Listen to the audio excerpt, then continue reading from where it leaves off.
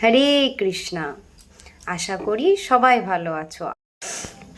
তো হচ্ছে গিয়ে যদি কোনো বাগানে, স্পেশালি ছাদ বাগানে, ঠিক আছে, আমার যখন বাড়ি হয় তার আগেই মানে ছাদটা হতে দেরি নেই, আমি সব গাছগুলোকে ছাদে তুলেছি। আর আমার গাছ লাগানোর খুব শখ, মানে আমি গাছ খুব ভালোবাসি, খুব ভালোবাসি। হাতে অল্প অল্প টিউশনের টাকা পেলেই আমি গাছ কিনতাম, এরকম ছিলাম। তো আমার হাজব্যান্ডকে আমি টাইমও দিইনি যে আমাকে ছাদটা রেডি করে দেবে, ট্যাঙ্কি বসাবে, জল, আমি কিচ্ছু ভাবিনি। আর আমার বাড়িটা এমনভাবে করা হয়েছে, উঠোনের জায়গাটাও নেই, কি কোনো জায়গাই নেই নিচে যে আমি গাছপালা লাগাবো বা কিছু। তো আমাকেও বলেছিল বাড়িটা কমপ্লিট হতে দাও, আমি গাছপালা লাগানোর জায়গাটাও করে দিই। তো আমার সেটার সময় দিইনি আমি, ঠিক আছে।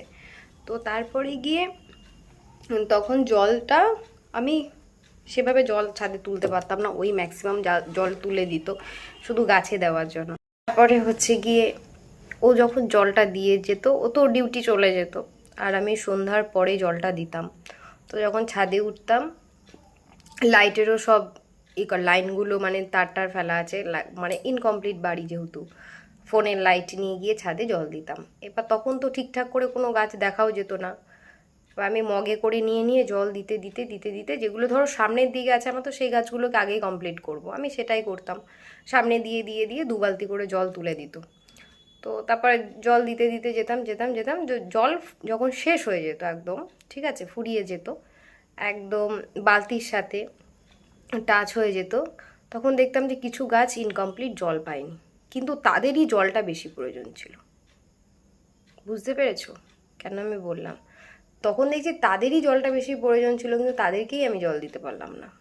আর হচ্ছে গিয়ে ছেলে নিচে থাকতো, খুব ছোট, আর সিঁড়িরও রেলিংটা আমার লাগানো হয়নি তখন। আমি যে ছেলেকে নিয়ে উঠবো, আবার মগে করে জল এনে একটা দুটো গাছে দেবো, কিন্তু ওই ওই গাছগুলোই শুকনো, ওই গাছগুলোর মাটিটা পুরো শুকনো, ওখানে জল খুবই প্রয়োজন। আমি ওরকম চিন্তাভাবনা নিয়ে নিচে আসতাম, এসে ছেলে কোনো কিছু বলছে সেটা শুনতাম, ওর কাজগুলোর মধ্যে এমনভাবে ঢুকে আমি গাছের কথা ভুলে যেতাম, ভুলেই যেতাম। পরের দিন সকালে গিয়ে জল দিতাম, কিন্তু রাতে জলটা পেলে ওর যা লাভ হতো সেটা তো হতো না। তখন তুমি যত বেশি দাও, যতই জল দাও, কাজ আর হবে না যদি গাছের সেইটা না থাকে। একদিনে তো এটা হয়নি, অনেক দিনে। তো এটা কিন্তু শুধু গাছের স্টোরি না, আমি কিভাবে নেচার থেকে স্টোরি নিয়ে তোমাদেরকে বলি সেটাই বোঝালাম। তো আমাদের পাশেও এরকম মানুষরা থাকে, যাদেরকে আমরা মনে করি হ্যাঁ ও আছে তো, ওকে ভালোবাসবো তো, ওর জন্য এটা করবো তো, সময় আছে তো, সময় আছে তো, করবো তো। সো যে গাছটা তোমার উপর নির্ভর করেছিল, যে গাছটা, সেই গাছকে তুমি মানে তোমার নিজের মনকে তুমি দিচ্ছ ওই সান্ত্বনা যে হ্যাঁ আমি কাল সকালে দিয়ে দেবো জল, বা আরও বেশি জল দেবো, অন্য গাছকে যা দিয়েছি তার থেকে বেশি দেবো, ওর জন্য একটা বালতি পুরো ধরা জল আমি নিচে ভরে রেখে এসি টাইম কলের, ঠিক আছে।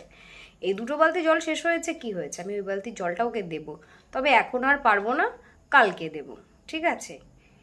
এই তুমি চিন্তাটা করে রাখলে, আর সেই রাতেই ওর জলটা প্রয়োজন ছিল বা সময় প্রয়োজন ছিল, তুমি রাতে দিলে যেটা হতো, সকালে দেখলে সূর্যের আলো উঠে, তুমি ঘুম দিয়ে উঠে জলটা দিতে যাওয়ার আগে গাছটা পুরো নেতিয়ে গেছে, তুমি হাজার চেষ্টা করেও আর পারবে না গাছটাকে তুলতে। একটা কথা আমি খুব শুনেছি, আর রিলসও দেখেছি, ভিডিও দেখেছি, মানুষের মধ্যে আলোচনা করতেও দেখেছি, বলে কথায় কথায় মানুষের প্রবাদ বাক্য আছে, ধরো সবাই মিলে বসা হয়েছে, গল্প হয়েছে, এই কথাগুলো হয় যে যে থাকার সে থেকেই যাবে, আর যে না থাকার সে চলে যাবে বা থাকবে না। তুমি একটা গাছ লাগিয়ে রেখে দাও, তাতে জল দেবে না, রোদ পড়বে না, গাছটা কি বাঁচবে? বাঁচবে না। তো মানুষের জীবনটাও তাই, তুমি যাকে চাইছো তোমার জীবনে থাকুক, তার জন্য তোমাকে যত্ন করতে হবে। একটা শিশুকে যত্ন করতে হয় যেন সে হাঁটতে পারে, তার স্কিনে কোনো ডিজিজ না হয়, সে তার জন্য পুষ্টিতে অভাব না হয়, টাইম টু টাইম তাকে খাওয়াতে হয়, তাকে ক্লিন করতে হয়, ঠিক আছে। তার এডুকেশনের চিন্তা মাথায় রাখতে হয়, যে ছোট ছোট কবিতা গল্প শেখায়, ঠিক আছে, এই প্রচেষ্টাটা করতে হয়, কেন তাকে ভালোবাসি, যত্ন করতে হবে। ওকে, হরে কৃষ্ণা।